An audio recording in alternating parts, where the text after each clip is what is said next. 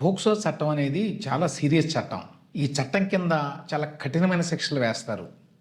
బండి సంజయ్ కొడుకు బండి భగీరథ్ గనక తన మీద పెట్టినటువంటి ఈ పోక్సో కేసులో దోషి అని తేలితే జీవితకాల ఖైదీకి గురి కావాల్సినటువంటి పరిస్థితి రావచ్చు.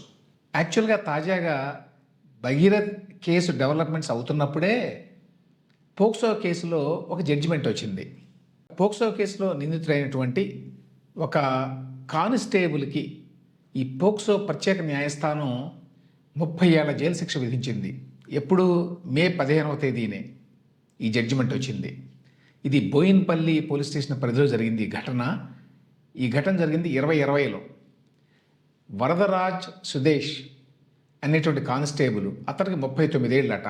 అతను ఒక మైనర్ బాలిక మీద 2020లో అత్యాచారం చేశాడు. దాని మీద పోలీసులు కేసు పెట్టారు, ఛార్జ్షీట్ ఫైల్ చేశారు, కోర్టులో విచారణ జరిగింది. తీర్పు మొన్న మే 15వ తేదీన వచ్చింది. నేరం రుజువైంది అని చెప్పి నిర్ణయించి సైఫాబాద్లో ఉన్నటువంటి పోక్సో ప్రత్యేక న్యాయస్థానం ఈ సుదేశ్ అనేటువంటి మాజీ పోలీస్ కానిస్టేబుల్కి 30 ఏళ్ల జైలు శిక్ష విధించింది. అలాగే కాచిగూడ పోలీస్ స్టేషన్ పరిధిలో మరో కేసు జరిగింది. ఈ కేసులో నిందితుడి పేరు సర్దార్ త్రిలోక్ సింగ్. ఇతనికి 25 ఏళ్ల పాటు జైలు శిక్ష విధించింది.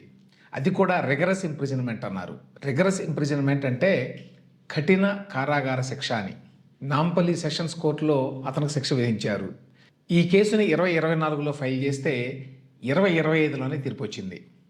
మరో కేసు బాలాపూర్ పోలీస్ స్టేషన్ పరిధిలో, ఇదేమో 2021లో జరిగింది.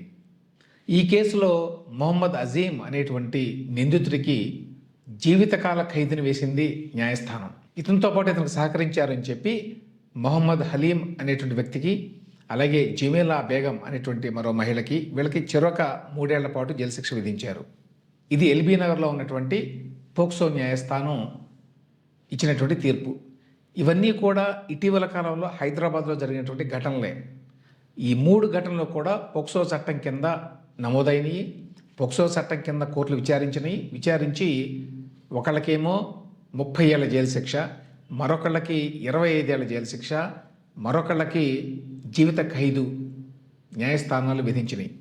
దీన్ని బట్టి అర్థం చేసుకోవచ్చు పోక్సో చట్టం అనేది ఎంత కఠినంగా ఉంటుందో.